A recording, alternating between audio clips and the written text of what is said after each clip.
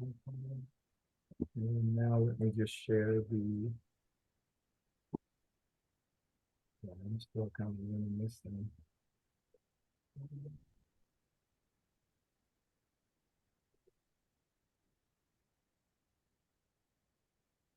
Are you able to see that? Yes, I can. Yes. All right. Thank you. If everyone can mute themselves if you're not speaking, please. Hold on. And a couple more people in.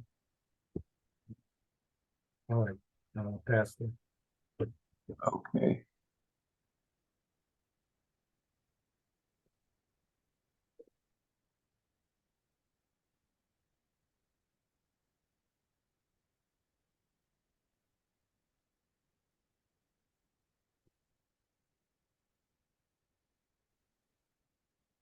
We can go ahead, Pastor. We can go ahead and get started, sir.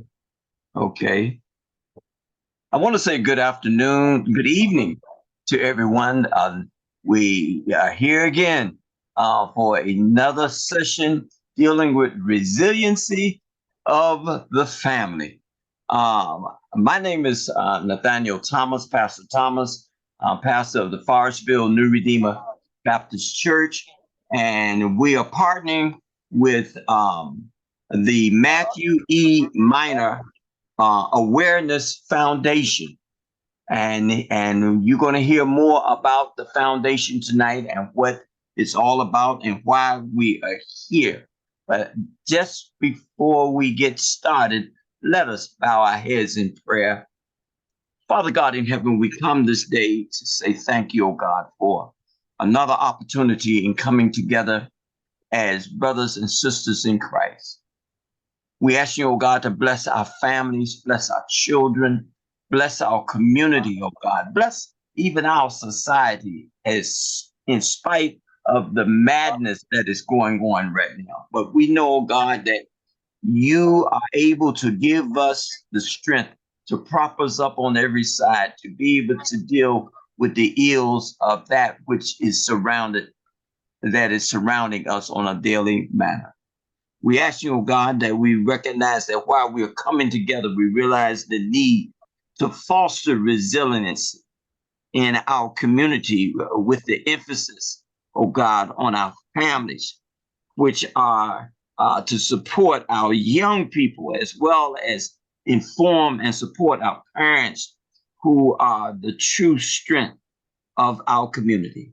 Now, dear God, bless this session tonight and let it continue to provide information along with inspiration, because we know that information is power.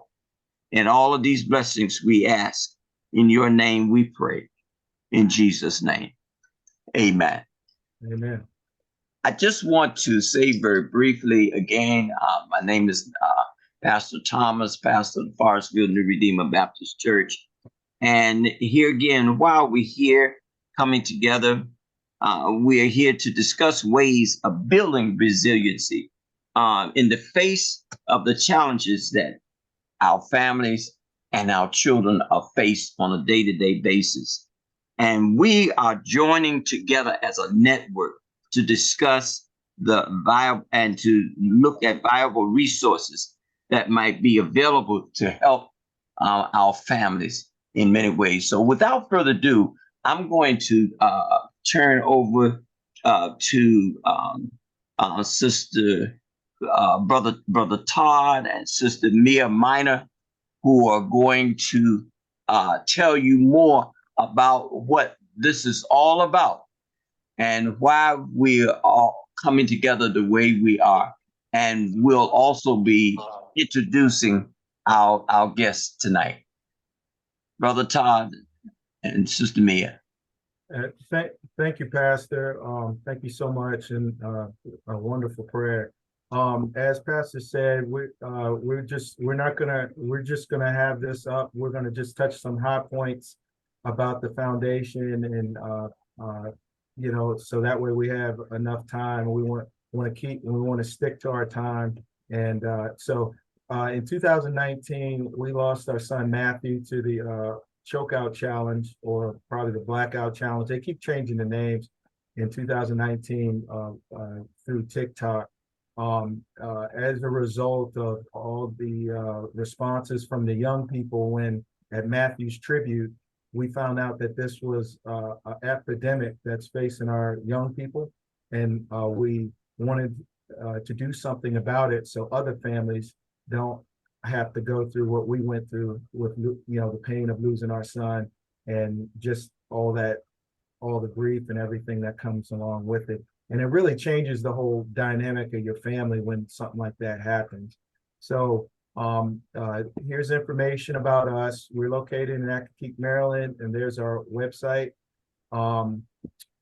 Next slide, Pastor, we're going to have up about the church. I know you introduced yourself, but because we're recording this, I wanted to still have this up so yes, so they can know about you, know where you're located, and be able to find you,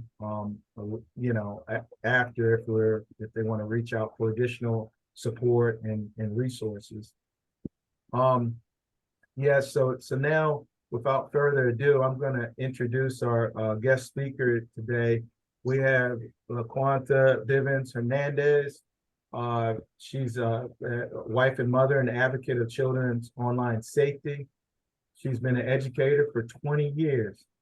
She has a bachelor's in social work from the University of Texas, Rio Grande Valley. She has a master's of education in administration from Lamar University. She also has a certificate of diversity and inclusion from Cornell University. And then there's also she has listed her contact information. So I present to some and introduce to others, LaQuanta Bivens-Hernandez. Thank you so much. Can y'all hear me okay? yes. Thank you. My name is long. You can just call me Quanta, but it's LaQuanta Bivens-Hernandez, but you all can call me Quanta. I don't have a foundation or anything like that. I'm just a very open person. After this presentation, if any of you need to get in contact with me for any reason, please jot down my email. I'm always willing to talk and share ideas and just be a support system. So I do want to make sure you all are aware of that. Just giving honor to everybody here and saying hello, and to Pastor Nathaniel Thomas. And I just first and foremost, I do want to take the time and truly thank Todd and Mia Minor for inviting me and, providing an opportunity for me to be vulnerable and to share what happened to my family and I. And I want to say my family and I, because what happened to my daughter negatively impacted us all. So however I can share and bring awareness to social media harms, it does serve as a method of healing for me. So I just want to make sure that everybody understands and knows that. And before I get started, I do want to share a little bit about myself and my background so that at the end, it'll kind of all come together. I've shared my name with you again, just call me Quanta. I live in Deep South Texas. Has anyone ever heard of McAllen, Texas? Probably not. It's on the border of Texas and Mexico. My husband is a United States Border Patrol supervisor, and so we have to live on a border town. Anybody ever heard of South Padre Island, maybe? No? Yes. Okay. Yeah. Okay, so I'm about 45 minutes from there, just to give you more or less an idea. I'm happily married, been married for 23 years to my husband, Abraham. I have an 18-year-old son by the same name, Abraham. He's a freshman in college, plays football. And then I also have a 15-year-old daughter named Jasmine. She's a sophomore in high school, an avid volleyball player, and she is a self-proclaimed daddy's girl. And that's who I'll be talking about today. I did attend the University of Texas, Rio Grande Valley, which is also here in South Texas. I competed in track and field.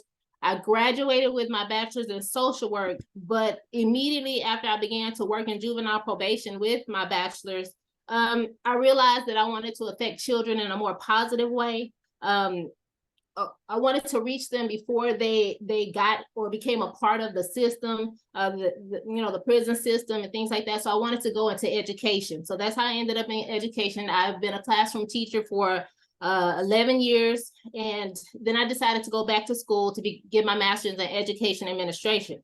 So I am now in my 10th year. as a school district administrator overseeing the math department for 14, for 14 elementary schools.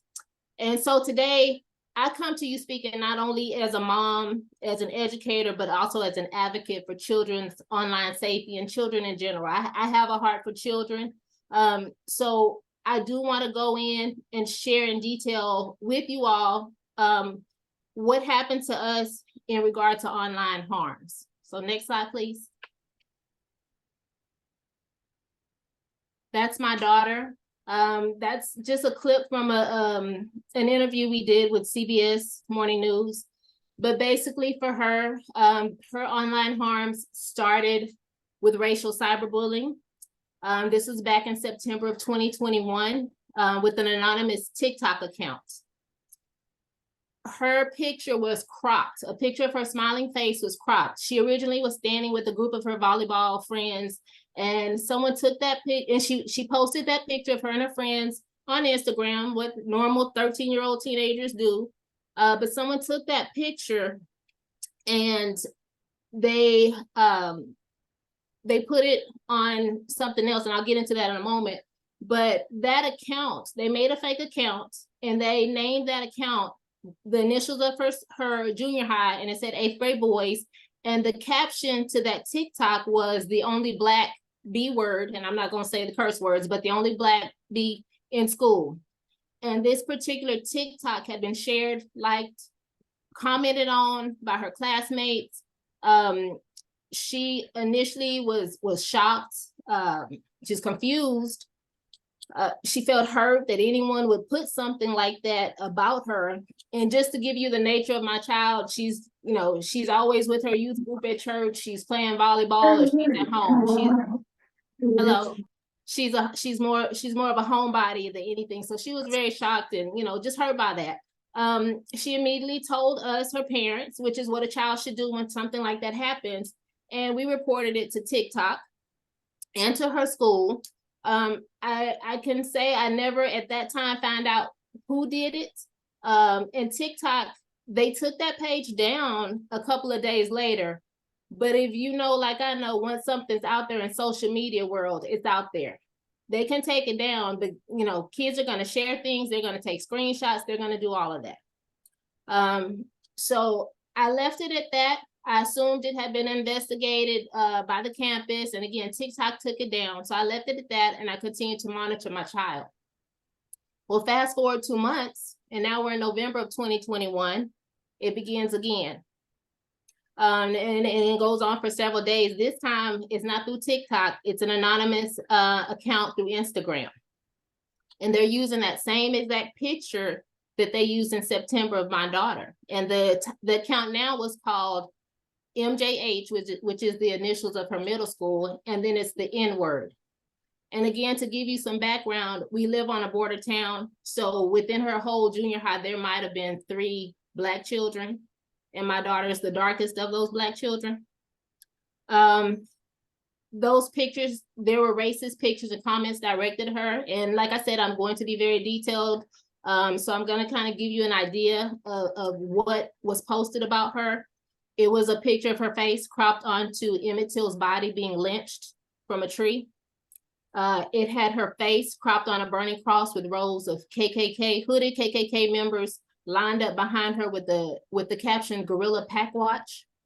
Damn. There was another picture with her face cropped on it with a burning cross with 3 hooded KKK members, the flag, and a burning cross behind her. Another picture of her face on someone picking cotton in a field. And then there were comments such as, "Why do y'all have to be Black, man? Y'all are so filthy. And we're on your blank, blank, blank," lots of curse words. So this is all directed at my child. She used social media appropriately. So she was 13 at the time. And I believe you can click that you're over 13 and you'll be able to see stuff. And if you're under 13, so a lot of what was posted about her, she was not able to see until it was shown to her.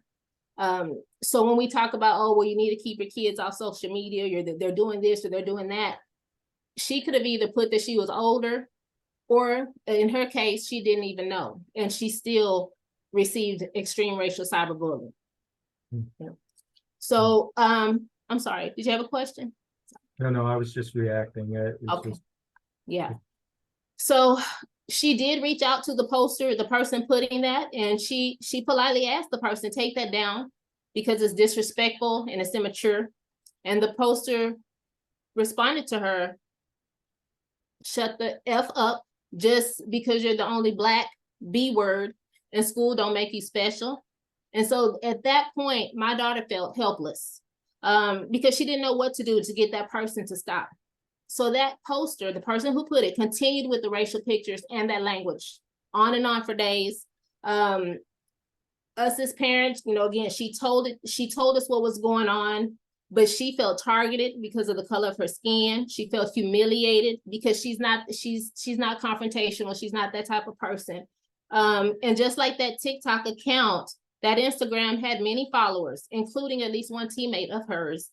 And several of the pictures have been liked and commented on by her classmates. So imagine yourself in her position. You know, all kinds of things were going through her mind. She wondered if, you know, was this someone I know? Is it possibly someone I actually consider a friend of mine? Is it a stranger? She wondered if it was the same person from September, since it used the same picture, or was this a different person? She didn't really want to admit it to us, but she was extremely scared.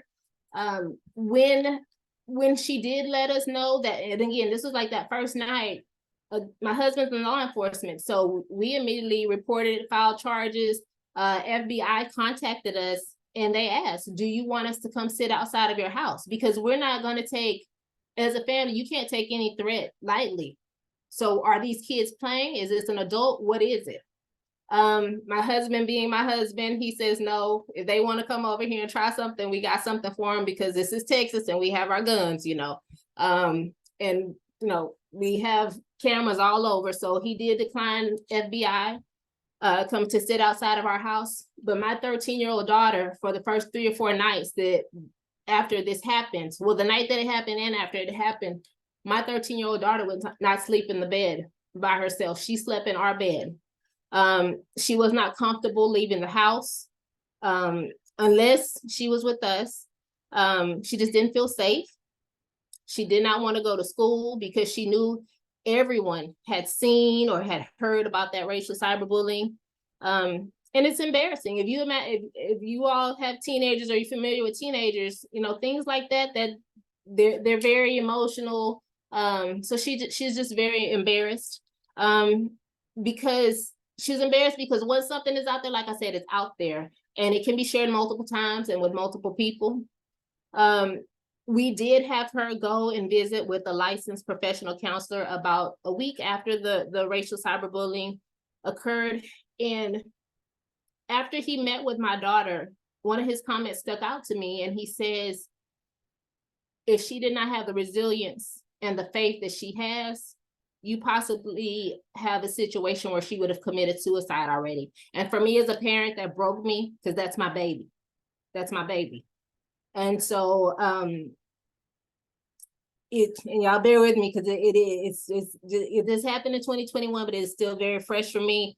You know, it was at least 3 weeks before she was able to return to school. I went to the school myself and made sure that everything was clear for her and that there were police on standby, things like that, because she needed to go back to school. She couldn't just, that's a part of resiliency. You can't just hide the whole time. What are you going to do? You got to go back and you got to face it. So she did go back to school again after 3 weeks. I assured her that she would be safe. I was scared personally, but I couldn't say that. She was scared. Once she was at school, you know, she had trouble concentrating on her schoolwork. And mind you, this is a straight A student. She was constantly looking over her shoulder and around her. You know, she had paranoia. She did end up receiving counseling for the remainder of the school year and throughout the summer. So just to let you know how that impacted her. For me as a mom, this situation was not only traumatic for her, but it was traumatic for me. Seeing my daughter trying to process something so hateful directed to her as a 13-year-old girl, it was debilitating for me. Me myself, I was constantly, you know, checking on her, monitoring her, and I feared that depression or thoughts of suicide would actually set in after seeing the pictures and the horrible things that were said about her online. And I was in prayer. And I know they say don't doubt, but I mean, I was doubting because I'm questioning God. Why would you let this happen to my child of all the children? And even though I knew I was not okay, I needed to appear strong and on top of things for her, because I couldn't let her see me crying and let her see me weak. And to this day, I still continue to suffer, migraines, and I'm extremely emotional when thinking about what she had to go through. Initially, I went through sporadic crying. I went from crying to overwhelming feelings of anger, to feeling helpless at times, because I felt like there was no one I could relate to who in this area has endured what I endured, and because this happened with students within the school district where I work and that my children attend, my work environment felt awkward. It felt awkward for me. People knew about the situation and they were talking, because I had taken it to the school board, because you're not going to mess with my baby and nothing happened. But at the same time, they were distancing themselves from me. So they knew what was going on, but they were distancing themselves from me, because I feel like we're in the era of, turn your head and look away. No matter what's happening, yeah, I want to know about it, but I'm not going to say anything. I'm not going to stand up for it. I'm gonna listen, but I'm gonna turn my head and look away when it comes to me doing something about it. And so I feel like that was what was happening at work. So in turn, I also distanced myself to try and deal with this on my own, which wasn't a good idea, but that's what I initially tried to do. And I found myself struggling to focus on my work task at work. How it affected my husband and my son. As I said before, my daughter is huge daddy's girl. And my son is very protective of his sister. He's 3 years older than her. So, they was ready to fight. Who is it? Let's go. Yes. Tell me, how long did this take place before she shared with you about the bullying that took place? She told me Did she immediately. let you know right away? Okay. Yeah, she told me immediately. And we have a very, very close-knit family. It good or bad, they're going to tell me. Whether I want to hear it or not, they're going to tell me. So she did tell me immediately. And there was just a lot of anger. There was just a lot of anger within the household. We're going to have questions at the end, because I know Miss Hernandez has some other stuff that she was going to go over as far as what they did. So we're going to have a question and an answer section after she gets done sharing. Thank you. Continue, Miss Hernandez. Okay, thank you. So just to let you all know, she was a normal 13-year-old young lady, appropriately using social media. There was nothing sinister behind what she did on social media. I monitor everything she does on social media. But for me, I got to the point, at what point do we stop making excuses and blaming and making it, just easy to turn your head and ignore? I feel like we are in a pandemic when it comes to our children and social media. No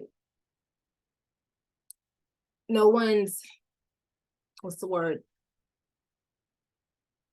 You got to pay attention, because at some point it's going to find your house and it's going to affect your household. So whether we like it or not, we got to do something. We can't just do nothing when it comes to our kids. So next page. So it happened to us. But I always say it's not our story. I'm not going to stay in this spot. We're not going to be, sad. We're not going to have this pity party. At this point, after all that happened and we went through the initial emotion of everything, we as a family, we had to make some decisions. Were we going to stay angry? Were we going to be bitter? Were we going to be broken over this? Or were we going to find a way to turn that pain that we had? And we most definitely had a lot of pain that we were feeling. Were we going to turn that into something purposeful?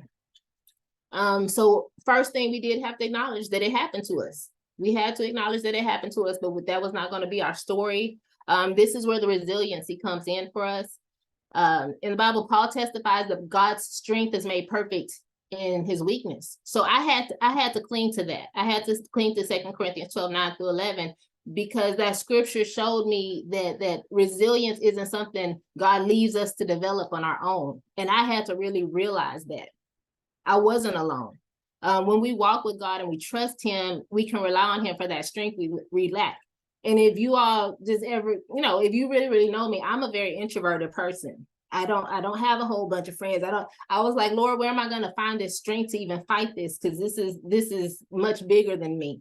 But he's given me that strength. And that's why I love that this is about resiliency. Our faith makes us resilient, because not only can we endure difficult situations knowing that we're not alone, we can also find meaning in those situations, knowing that God is working them together for our good. And then initially, I'm like, what good is going to come out of social media harm to my daughter? What good is going to come out of a racial cyberbullying to a 13-year-old who, she's a homebody? Like, what good is going to come out of that? But we found strength in all of this through our faith. So now moving forward with that renewed faith and belief, that the belief that I can actually make a difference out of our circumstances. Again, once I got past that initial part and got myself together, I decided to go back to school. So that's where me going to Cornell comes in, because it wasn't about getting the degree or going to Cornell. I wanted to know, how am I going to change this circumstance?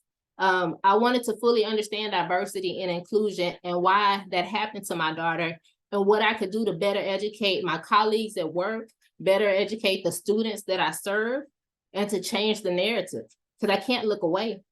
So the culture, yes. Hey, Quanta, I had asked Pastor Thomas to unmute, but when you were talking about your support from your church, your faith, I just wanted to, could you elaborate just a little bit? I got the sense that you attended church and had a church family, the church was part of your resiliency, but if you could share that just a little bit, since we, if you don't mind. Well, initially, I didn't even want to tell people at the church, because I guess I was just so in shock. And, being here in South Texas, the majority of my church is Hispanic. There is very few African Americans here. So I had to, my mom's a minister. The people that I really was close with at my church, I was able to tell, and they were able to pray with us and talk us through, be a shoulder to cry on, to give us scripture. I used to be a children's church director. My husband plays in praise and worship, and he's a praise and worship minister. So we just had to, we actually just had to just cry it out and just lay before God and just give it to him, instead of trying to carry it all on our own.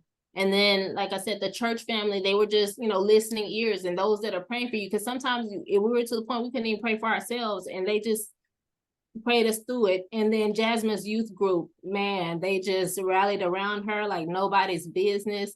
And she went to church camp that summer afterwards. And she, they were calling me. She cried and she fought, and she just gave it all to God. And she has not looked back since. So it's just, again, that faith. So I hope I was kind of more or less able to answer that was good. And I thought the scripture that you had mentioned, or you had cited, was very good. And I'm going to look that up too. I just didn't know if Pastor had anything he wanted to say, so I wanted to just give him an opportunity. But if not, then you could continue on. Okay. Well, I did wanted to ask, and that was when you reached out to TikTok, did they give any assistance at all, or was there any assistance to be had? No. And I'll get into that, but basically with TikTok, they took days. TikTok and Instagram, and that's what concerns me, and that's a part of one of the reasons why. And I'll get into that in a little bit, but I'm advocating for kids' online safety. Yes. In this picture, you can see Jasmine, she's at the Texas Capitol. She's with me, and she's telling her story. And this is a quiet little girl who wouldn't, and that other picture, that's Jasmine and her brother. They both were testifying and saying something needs to be done. We need to take care of our youth. There's a picture with me in Washington, D.C. there in the corner. And I believe it's maybe 10 or 11 of us mothers. We all got together. Out of those mothers, and some of those children, racial cyberbullying, some of them fentanyl, some of them, online extortion, some of them choking challenge. Out of all of those mothers, there are only 2 of those children are still with us today, which is my daughter. And that third lady, her name is Tracy, her son is still with us. But those other children have either passed away from the blackout challenge, choking challenge, fentanyl, or suicide from online harms. My God. Yes, sir. Do I still have time, Mr. Minor, or do you want? Oh, no, keep going. Okay, I didn't know we were pressed for time. I'm almost wrapping it up. Starting to feel it emotionally. So just Yeah, I completely understand. Yes. So ultimately, what we did decide to do as a family, because my thing was I want to change the circumstance. So I wanted to go after the school district. And that's the school district in which I work for. I wanted to go after the person or the persons who were responsible for doing that to my daughter. And then I wanted to go after the social media companies who allowed this type of filth, and that's what it was, filth, to get through the algorithms. Instagram and TikTok, they did nothing to protect my daughter. These same platforms, if you look, they're advertising and promising to monitor for and delete posts like I described to you.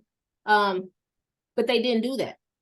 It's about a profit, and we have to put our children over profits. And that is what I'm going after social media companies for. So just really quickly, when it comes to the school district, it wasn't about suing them or getting rich. It was about accountability and advocacy and getting meaningful and purposeful change. I wanted something positive to come out of this disgusting, hateful experience that my daughter had to endure. So here in Texas, we have the Texas Education Agency. So I documented everything that my daughter went through. And what Texas Education Agency came back with was they deemed our school district out of compliance with state laws. Because that first time my daughter told me, and I believe that was in September, I reported it to the school. They did not investigate. The principal said nobody would do anything like that, and he blew my daughter off. And then TikTok, like I said, they took days to take it down. So the school district was cited, and now with that investigation, so they have to go through awareness training and what they're supposed to do. In TA, which is Texas Education Agency, gave them guidelines of what they needed to fix. And the school district was put on 3 years probation, meaning they were being monitored for 3 years. So I took care of the school district, and they began a program, and I spearheaded that program called the Illumination Project to bring awareness about different cultures and diversity, and being different is not bad when it comes to that. And we need to, they were not teaching the kids to be accepting of others. So that's what we've been working on. We continue to work on that. We do have bullying prevention.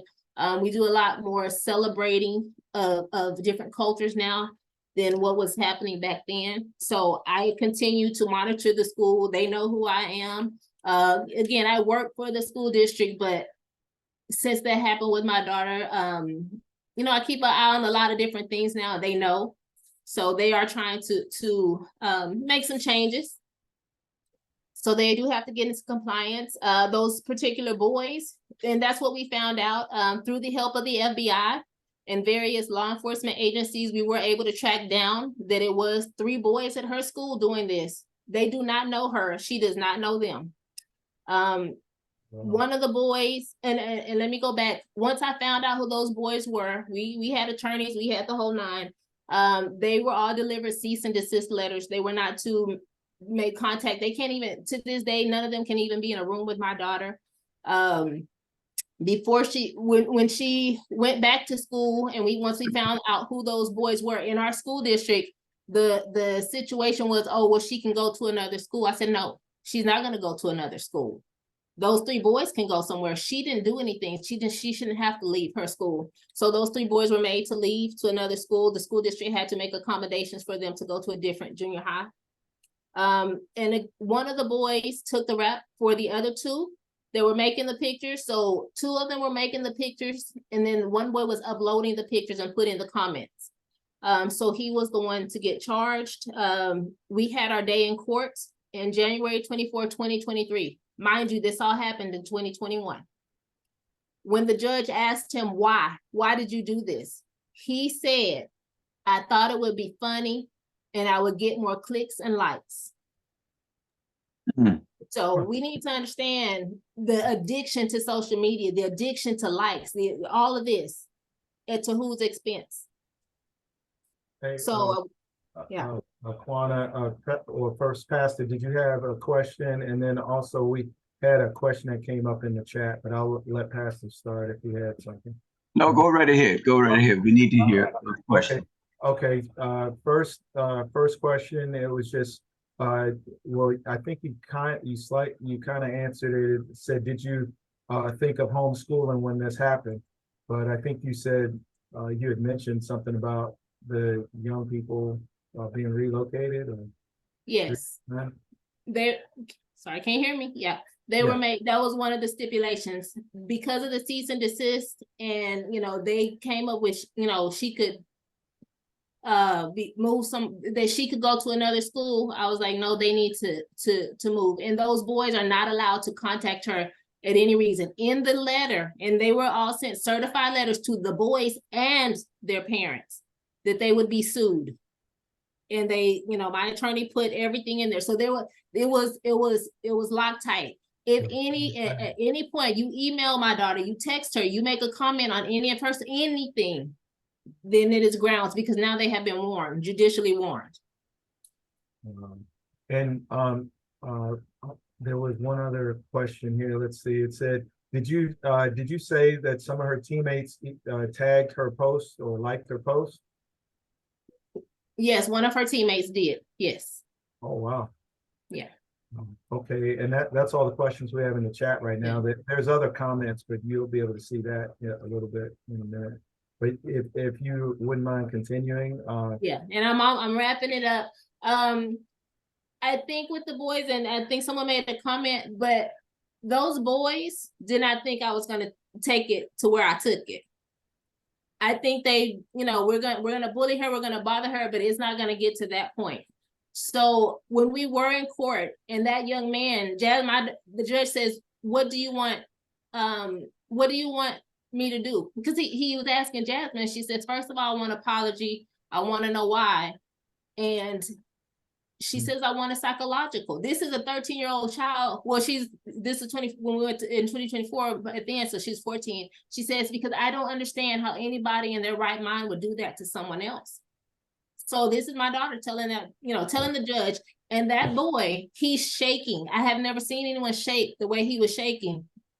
He tells my daughter, and he's shaking. He says, I wish I had taken the time to really get to know you before I put that stuff about you. I've heard you're a really great person. And my daughter's just staring at him. But in my mind, this is what social media is doing to children. Is the boy horrible? I don't know. I can't say.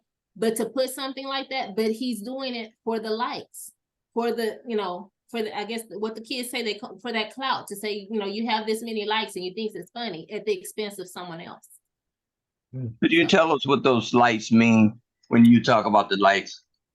What children do on, I guess, and I'm not even social media savvy, but you can like something, or you could put a heart, or you can put a comment, and the more you have, because the goal is to go viral. Right. Where you have all these. So that's what they wanted to do. Right. So here they're going after popularity at others' expense. Exactly. Exactly, Pastor. Yes. Yes. Okay. So again, I went after the school, went after the boy, and then the social media companies, for social media online harms. And I know that's going against big tech. That can actually be dangerous. And I know that's going to take a lot of time. But like I said, I'm at a different place right now in my life. I'm at a place of action. I have become an advocate both here in Texas and nationally. I go talk at schools about this. And my goal is to prevent incidents like what happened to my daughter to happen to anybody else when it comes to online harms. And it just doesn't have to be racial cyberbullying. I go speak against these chokeout challenges, and I speak against these kids meet, and it's called sextortion online, and just all kinds of craziness is happening online. And as parents, we don't really, and I'm not even fluent with everything that happens online, but there has to be an awareness, because as long as we remain unaware, they're taking over social media and they're targeting our kids. I talked to a social media company and they were like, what's the big deal? If 900,000 kids are liking it and 90,000 of those 900 kids are dying, think about how many are left. This is how social media thinks, because they're thinking on profits. This is a multi-billion-dollar company. They're not worried about our kids. And that's what I need parents to understand. Hey, Quanah, could you, you remember, well, with the online harms, you were talking, well, maybe you didn't mention it, but I guess I know because we just became a part of that. But you know, the materials, being able to share additional information for parents and churches and, you know, just parts of the community. I think they're working on information that could be distributed, you know, probably as a resource. Could you talk to that a little bit? Just that we have connections all over the United States. There's so many different foundations, and there's tons of resources there that are already put together. I think the issue is just getting it out there. Yeah. So again, the more awareness that is, and I can even send you, what I have so that, you can share it out. But that's the thing. We're not as fast as these big tech companies getting information out, Yeah. So that's kind of, and believe it or not, this is new. They haven't really had people fighting against them like we're now doing. This is new for them. Did you have a question there? Well, Miss Goldring had a comment from the chat, but also too, so okay. the kids that did these harmful, and thank you for your story, Miss Hernandez. This is tragic. LaQuanta. It's just horrendous how these kids can go and bully, and then put it on social media now to make it just even more horrendous for the the world to see. So these kids can still be able to. Is there any, and I think that's what Ms. Goldring was trying to say, was there any repercussions, or where they still have the ability to go and be able to be on social media and do the same thing, or what's the circumstances of any type of what you would say? What were the repercussions? Repercussions from yes. them.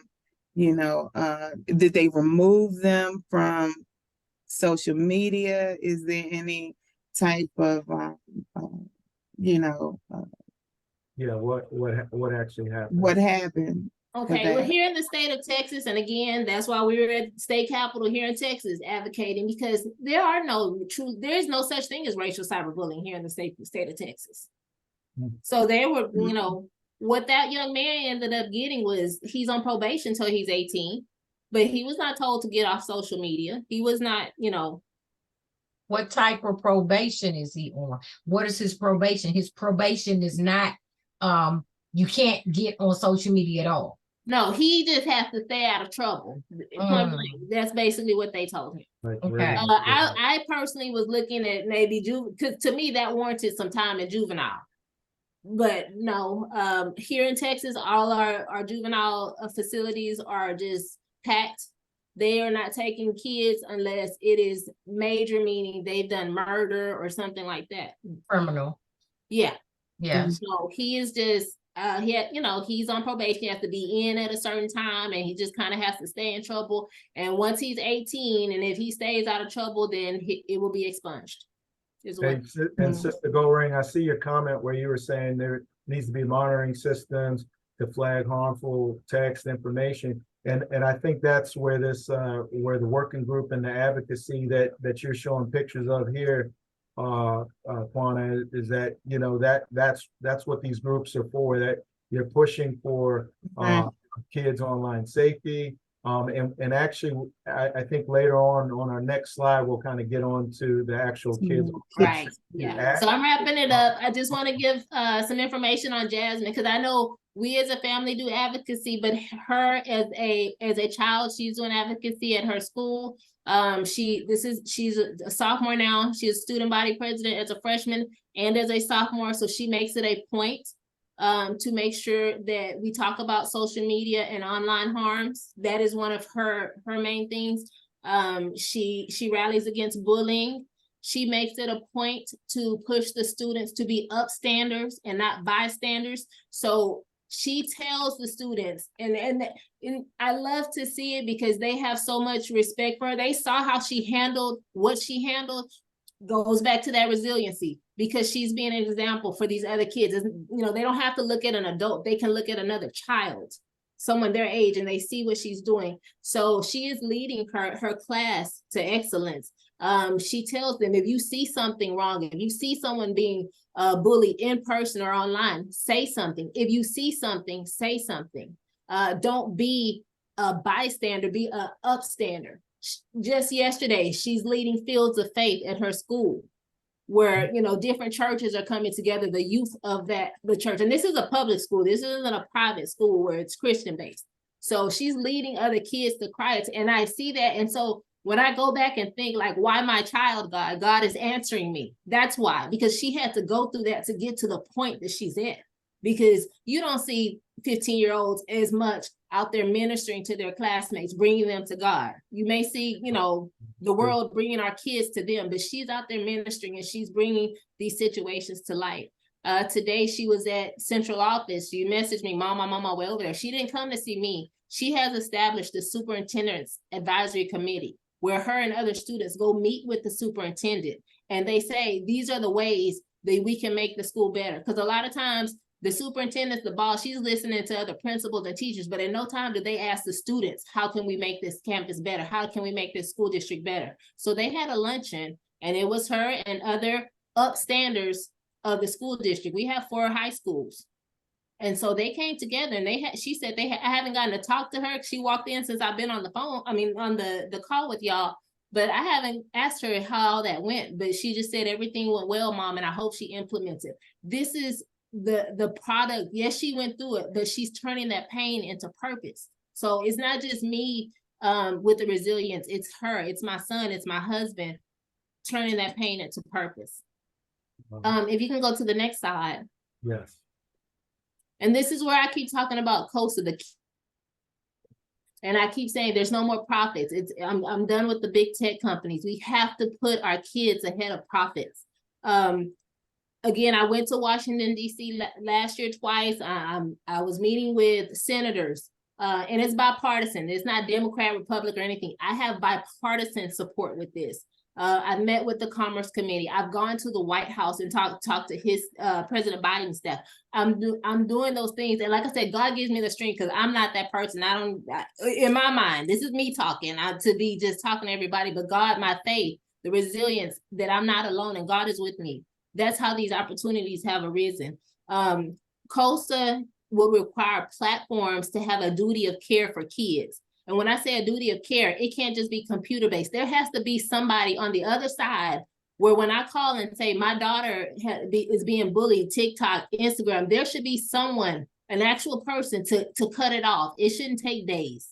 So there has to be a duty of care, which would provide default protections for teens online. That needs to be. COSA would require these social media companies to provide minors and parents like me with easy to use reporting tools, and to respond to those reports in a timely manner. It cannot stay there for days. For my daughter, I am fortunate that she is recovering from this incident and she's excelling, and then she's in a much better place. But the experience and me knowing it could have been so much more different ending, it could have had a totally different ending for her. I have a moral responsibility also. It drives me to tell what happened to her. Remember, that's not her story, but what happened to her. And it drives me to want to protect more children from preventable online harms, because these kids are suffering, and it's time. Parents can't wait any longer. You know, I'm going to DC next week, the 23rd through the 26th, because I'm going to testify before Congress. I want them to pass the Kids Online Safety Act, and I need them to pass it quickly before more children are hurt. But I can't just turn away and look away while all of this is happening. So the more support we can get on this, the better. The more awareness we can put out there, the better. And I want to close with, I want to share about 3 ways that we can increase resilience. And the first one is going to be, we got to avoid defeatism. At the beginning, when this happened to me and my family, I felt defeated. We have to avoid defeatism or learned helplessness. You know, we can't be defeated or be helpless. What are the actions we're going to take? What options do we have to push through this? How can we be resilient? Because we can't just stay there in that place and feel sorry for ourselves. The second thing is we have to increase our emotional awareness. It's okay to get counseling. It's okay to journal. It's okay to meet with your pastor, or, you know, whoever, if the pastor has someone in place, a counselor at your church, that's okay. A lot of times people, you know, we don't want anybody to know. We want to just keep it in and we want to handle it ourselves. That's not what God meant. That's not what he wants for us. So we have to have that emotional awareness. We have to be able to find support within our church. That's what helped us. We have to build those friendships. I know a lot of times people go to church and they're there and they say hi to everybody and then they go on about their merry little way. But you got to build some godly relationships, some people that are going to help you through that situation, because you can't. We tried it. You can't do it alone. So again, just connect with others that you trust within the church, or find some type of Christian counseling or something that's going to help you in those situations. And then 3, we just got to recognize that our actions and our responses are our choices. Remember, I told you my son and my husband, they were angry. They were ready to go find somebody and fight. But what is that going to really do? What is that going to solve? Yeah. So regardless to what others do, recognize what your actions are going to be, and how are you going to address your situation or the circumstances where it's going to be positive in the end and not a negative. So with that said, that's pretty much it. That's the story. Not that our story is different, but what happened to her is not our story. LaQuanta, I think now will be a good time for us to have questions. Pastor, did you have any? If not, or maybe we could just go off the slide deck unless there were some other questions. We prepared some just some typed up questions. I think some of them you had already answered, Quana, but I think one question I wanted to ask was just leading up to this, did you see any signs? Like, I mean, was your daughter, could you discuss, was she acting different? How did you know? Was her behavior different? What led you to believe there was something going on? I was muted. Like I said, we're really close. So she told me right away, and she was shocked. But I think that when the one that happened in November was extreme for her, because we had just come home from passing out meals, because she was trying to honor her grandfather, who she lost a couple of years ago to COVID. So he was a pastor. And so she had volunteered her time to go help make, plates and pass them out. So that was her way of honoring her grandfather. So she didn't have her phone with her. So when she did look at her phone, someone had sent her what was being posted about her. So that just broke her, because she was already having a hard time still dealing with the loss of grandpa, and she's trying to honor him on his birthday, and then she gets that. So that, and I mean that it was just horrible. It was bad. It was really bad. And then the first time it happened, once they took it off, she was bothered by it. But I think for it to happen that second time to the extreme that it happened with, because the first time it didn't have all those, the hanging and the KKK, but the second time, that extreme, that's what got her. Tell me, do you have strong support from the faith community? Yes, we do.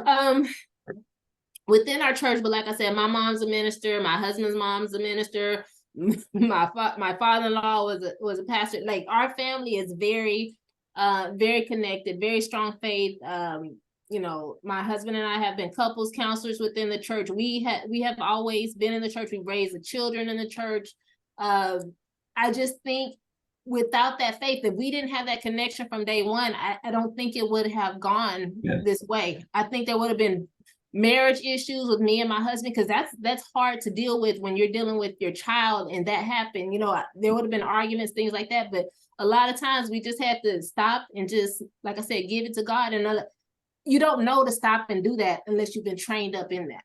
Great. The reason why I asked that is because I know in this particular area of bullying on social media is kind of a new thing. And a lot of pastors are not fully aware of that. And I know you in Texas. How far are you from Arlington, Texas, and Fort Worth? Sorry, that's about 8-hour drive. Okay. The reason why I asked, because I think it would be good for all of us to be able to share our network, because when going to Capitol Hill, those guys, they recognize numbers and as well as finances. The thing is that there's in your area in Texas, there's a Dr. Dwight McKissick, who is a very prominent pastor in that area, as well as who is in Arlington. And then in Fort Worth, Texas, is the Reverend Dr. Michael Bell, who both of those guys are strong advocates. And I know that they, once being made aware of this, will work with you as well. So I think our strength would be able to keep contacts with each other and to keep, because information is power. Okay. Yeah. I know that I do have an attorney friend named Paige. So she was on one of those slides with us, because we have gone to the Texas Capitol, which is in Austin, which is, you know, maybe 3-4 hours away from the Arlington, and you said it was Arlington, Texas, and Fort Worth. And Fort Worth, Right. And so I do go over there, you know, pretty often. So I definitely can make contact with these gentlemen. And when I do have to, like I said, I've gone to different school districts, and we've gone to talk at the Capitol. And so there has been power in numbers, but I'm all for making more connections, because there has to be an awareness. Yeah, because just like next week, did you say next week you're going to Capitol Hill? Yeah, yes, sir. Because my next question would be, how can we be a support to each other and supporting you when you go to Capitol Hill? Honestly, when I go to Capitol Hill, we are with a group called Parents Together, and then it's Fair Play. They're setting up the meetings and things like that. So I don't know if, I guess for me, honestly, I just, you know, pray with me, be with me in prayer, stay with me in prayer, because that's my one chance to make sure that I want to be effective in what I say to them. Sure. And I want God to open up their hearts to really understand and hear what I'm saying. Yes. Because when I've gone before, you know, some of them will listen, but you have to keep in mind, some of these big tech companies are paying some of these politicians their campaign money and things like that. Right. So they won't go against them, no matter if our children are dying or our children are suffering. That funds, those profits to pay for their campaign, they're going to overlook our children. So I've presented to that type. You know, it just depends on the people we're presenting to. Hey, Quanta, I guess we could also help by contacting our Congress people as far as being ensuring that they support the Kids Online Safety Act. Absolutely, yes. Right, that's one way that I think our audience and everybody that's in attendance, we all have a voice in contacting our Congress people and representatives to support this, and then even locally within our state where we are, like you've been doing with the state, and we found out that grace law is in place that then or former Governor Hogan signed into law. So so there's some things that are in place, but we just have to stay aware and keep pushing and keep contacting our congressmen as these things come up. And I believe there's a letter, so we can get more signatures on the coastal letter, and I can send you the link to that too, and maybe you can share it out with those in attendance. That would be great too, because they are going to present a letter, but the more names on that letter, the better. Brother Todd, Yes, sir. can we get the name of that piece of legislation that is going to be testified on within a few weeks, and that we can continue to do just what you have suggested? Yeah, yes, sir. I think she's gonna. I think Quanta, because me and I already did the online one that you were talking about, Quanta. So if you get that to me, we'll share that, Pastor.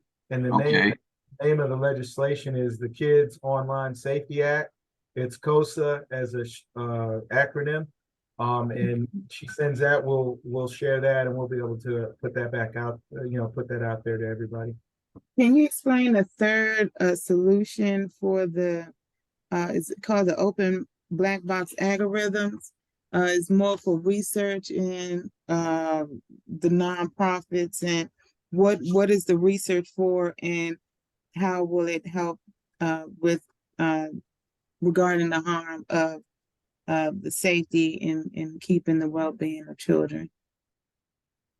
This is the COSA. You're muted. Oh, am I? No, it's me. You're saying which bullet are you talking about? Or? It's the third one of the COSA. I was trying to understand the opportunity to turn off data-driven recommendation algorithms. So right. So what they try to do is they'll take. Have you heard of the For You page? So for example, and I'm gonna give you an example because that's one of the parents going with us. Her daughter was looking up different diets. So because she looked up diets, it gives her a For You page. So it will give different diets and different ways that they can starve themselves and lose weight. So that prompts an eating disorder. There's another parent where you can look up social media challenges and you can put blackout challenge. Just out of curiosity, look at it one time. Guess what's going to keep popping up on your computer now, on your phone now? That same thing. So that's where it's talking about those algorithms.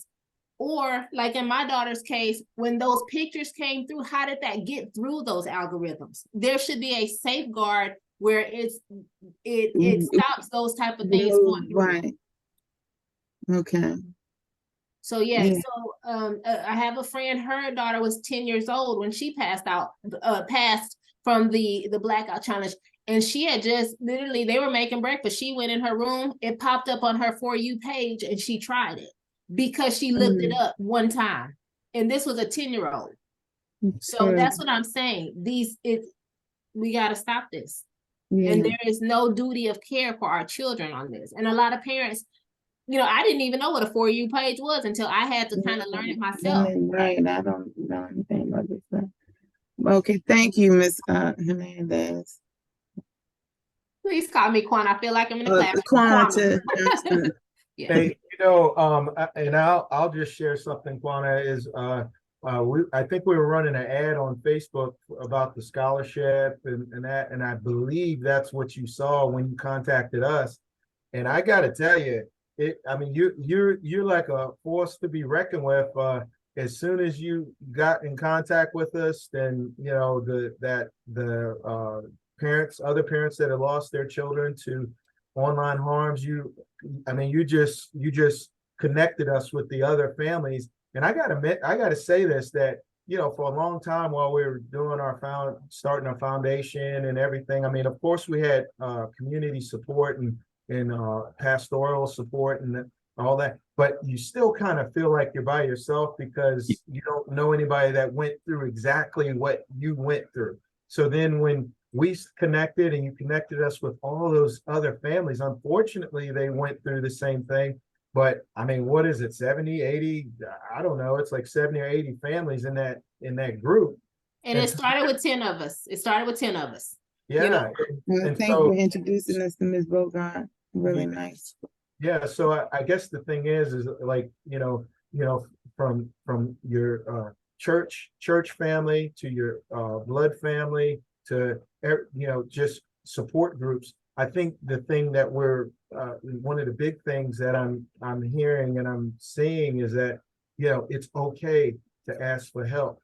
Ask your pastor for help. Stop trying to just be there at church and or wherever and like everything's okay. It's not okay. It's not. So just usually pastors and church, and they usually have prayer groups and places where you can get prayer, and they may even have ministries that actually may tie in with this. So because the reason I'm speaking this way is because we will have a larger audience that may look at this reporting later. So I wanted to make sure that we were putting it out there to reach out. And also I wanted to put up in here just some resource information here about the foundation, about Forestville Church. And then also there's a link there, Pastor, for them to find out more about the Kids Online Safety Act. But we'll still send something else out after this, sir. I just wanted to just make sure we were kind of, making sure we were kind of touching on some of those messages, what we were wanting people to take away. Can I just add, sorry to interrupt, I just want to add something else on real quick. Going back to the For You page and seeing what your foundation, that's what I'm talking about. Like I looked for scholarships for my son because he's in college. So different little scholarships. So because I looked at scholarships, that's how yours popped up on mine. So the For You page is not just for children, but because you had the word scholarship in that, that's how it popped up on my Facebook. So it wasn't like so that's what I mean. When I say what you look for one time, it will continue to show you. Okay, Right. So like you said, it's targeting these children. If they ever look up or search for something, then it's just going to keep pinging them because it's like, oh, okay, wow, I didn't realize it was that aggressive. It's that, yeah, and it's that easy to get in there like that. So that's why I'm saying, as adults, I can handle that. But these children, they don't have the capacity yet. They're children. They're going to try whatever they see on there, or like screen time. Yeah, absolutely. And then going back, adding on, Todd, when you were talking about don't be afraid to talk to your pastors. The pastors may not always have the answer, but the fact, for example, I tell my pastor what happened with Jasmine, and guess what? Another parent that may have is going through this confides in pastor, and pastor can say, oh, I know LaQuanta, she went through such and such similar with her daughter. Are you okay with me connecting you? And then now you have a support system or someone else. Absolutely. But when you keep it to yourself, who is that helping? It's absolutely not. You're on point. You're on point. Yeah, I think I mean, your story is powerful. And I think I didn't see any new questions in the chat, but thank you so much for being an advocate. Thank you so much for coming to speak. I wanted to give Pastor Thomas some final words here to say what he may want to share. Well, the final words that I would have to say is that Mia and Todd, you all have done a great job in bringing such a well-informed presenter to us tonight, and that is our prayer and hope that she will become a part of our family, and as we continue to deal with the ongoing struggle in trying to turn this thing around. And I know that through Christ, all things are possible. And we know we're going to get through it. And I just want to thank you. Is it LaQuanta?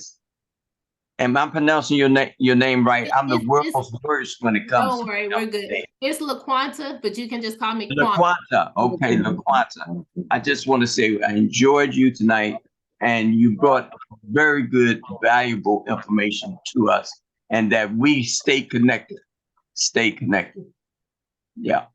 Thank you. Thank you all for having me, and thank you for just not being afraid to ask the questions. And I'm here as a resource that if anybody ever needs. I work a full-time job, but I make time for this because this is important to me.